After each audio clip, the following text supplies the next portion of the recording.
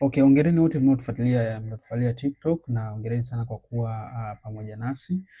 Tulishazungumza kuhusu matatizo mbalimbali ambayo yanapelekea changamoto za uzazi kuweza kushindwa kushika ujauzito, lakini pia hata wale wa baba ambao changamoto za uzazi kuto kuweza kutingisa ujauzito kwa wanawake zao.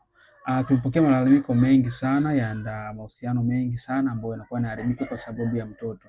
Mtoto ni chanzo kikubwa sana cha familia kuwa na furaha, lakini kikosekana mtoto unakuwa furaha ile inakuwa inaondoka. Kwa hiyo kwa wewe ambaye mwanamke ambaye una changamoto, ambaye unajua una changamoto, labda unatoka uchafu ukeni, mzunguko wako haueleweki, unapata damu ya mabonge, basi nikusihi na nikuelekeze kwamba unaweza kupata matibabu kupitia program zetu ambazo tunazo, ambazo zimegawika katika sehemu tatu, ambazo ziko katika dawa, lakini pia ziko mazoezi, lakini pia kwenye vyakula ambavyo vya kutumia na vyakula vya kuacha.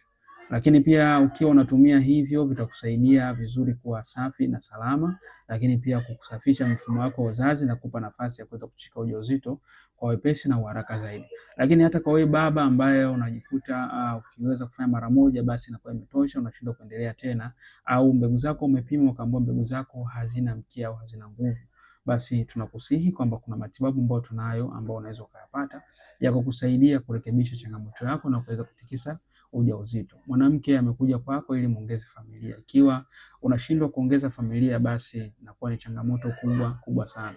Na hii dawa imesaidia watu wengi sana, sio wewe wa kwanza na wewe wala sio wa pili. Ni watu wengi sana. Kila mwezi tunapata watu wapya ambao tayari wamepona, wamepata matokeo mazuri, na kila mwezi tunakuwa tuna watu wapya ambao wameanza matibabu. Kwa hiyo wewe hujachelewa, nafasi bado ipo, mnaweza mkawahi mapema, wewe na mwenza wako au wewe mwenyewe mwenye changamoto hiyo. Karibu sana, unaweza ukanitafuta kwa namba zangu unazoziona hapo, tukaweza kuwasiliana jinsi gani ya kuweza kutatua changamoto yako.